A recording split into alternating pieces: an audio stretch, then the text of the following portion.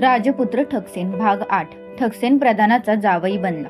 कोतवाल व शिपाई यांना बदमाश सापडला नाही। आता घरोघर या गोष्टीची चर्चा होऊ लागली। दरबारातही हीच गोष्ट निघाली। राजा विक्रम रागावून म्हणाला, काय आपल्या राज्यात एकही हुशार माणूस नाही? मी त्याला आपल्यासमोर लवकरच हजर करतो। प्रधानजी पुढे होऊन म्हणाले। दरबार बरखास्त झाला। ठकसेनाला ही गोष्ट कळाली। त्याने ठरवले की प्रधानाची फजिती करायची। नंतर 1-2 दिवस त्याने प्रधानाच्या घरची हकीकत काढून घेण्यात घालवले। त्याला सर्वात महत्त्वाची गोष्ट समजली ती ही की प्रधानाचा जावई गेली 5-6 वर्षे बेपत्ता आहे। ठकसेनाने त्या जावयाची सर्व हकीकत मिळवली। प्रधानाच्या मुलीचीही माहिती काढायला तो विसरला नाही। रात्र झाली। शहराच्या सर्व वेशी बंद झाल्या। प्रधान स्वतः गावात गस्त घालीत होता। त्याचवेळी ठकसेनाने भारी पोशाख केला व तो पहारेकऱ्याजवळ जाऊन म्हणाला, प्रधानजींना निरोप सांगा की तुमचा जावई आला आहे म्हणून।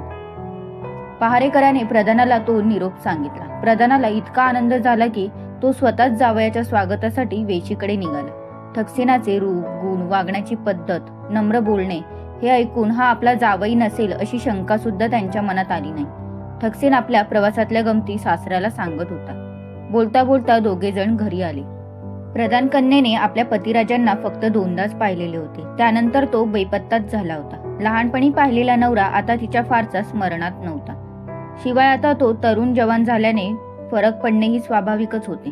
त्यामुळे प्रधान कन्या ठकसेनाला बघताच लाजली। दैवयोगाने जावई घरी परत आला म्हणून प्रधानाच्या घरात आनंदोत्सव सुरू झाला। प्रधान कन्येकडे पाहून ठकसेनाने एक हळूच सुस्कारा टाकला। त्या सुंदर मुलीला फसवण्याच्या त्याच्या जीवावर आले होते, पण प्रधानाला अद्दल घडवायची होती म्हणून इलाज नव्हता।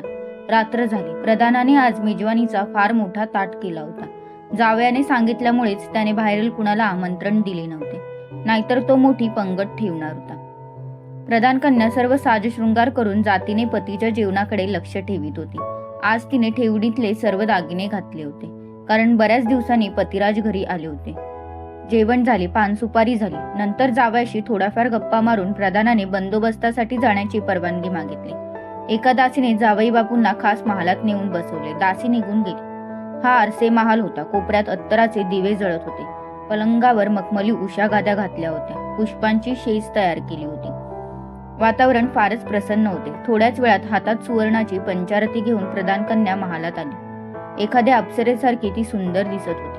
तिने ठकसेनाला ओवाळले, त्याच्या हातात मोगऱ्याचा गजरा दिला आणि विडा देण्यासाठी ती गालिच्यावर बसली। सुंदरी, प्रधानजी इतक्या तातडीने बाहेर का बरं गेले? आमच्या राज्यात एक बिलंदर चोर आला आहे। त्याने फार लोकांना लुबाडले, त्यामुळे बाबा त्याला पकडण्यासाठी स्वतः श्रम घेत आहेत। असं?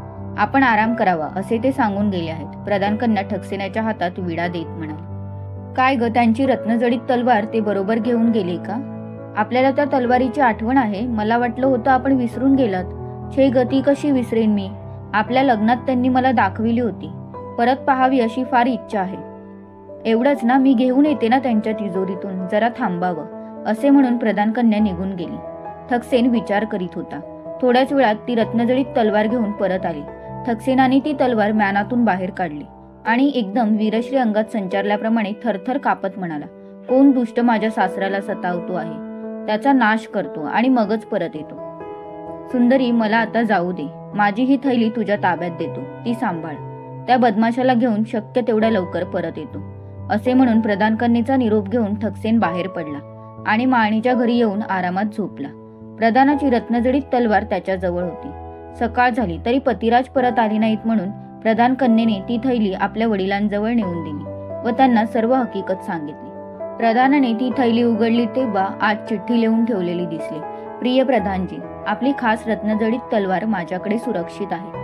काळजी नसावी। आपल्या कन्येसाठी नव्हे तर माझ्या बहिणीसाठी एक रत्नहार भेट म्हणून यात ठेवला आहे। स्वीकार व्हावा। तिच्या नवऱ्याचा शोध लावण्यासाठी मी स्वतः खटपट करीत आहे। आपला ठकसेन। श्रोतहो, या गोष्टीचा पुढचा भाग तुम्हाला ऐकायचा असेल तर आमच्या चॅनलला सबस्क्राईब करा आणि आमच्या पुढील व्हिडिओची नोटिफिकेशन तुम्हाला त्वरित मिळावी यासाठी बेल बटन दाबायला विसरू नका। तसेच गोष्ट आवडली असेल तर लाईक, कमेंट, शेअर करा।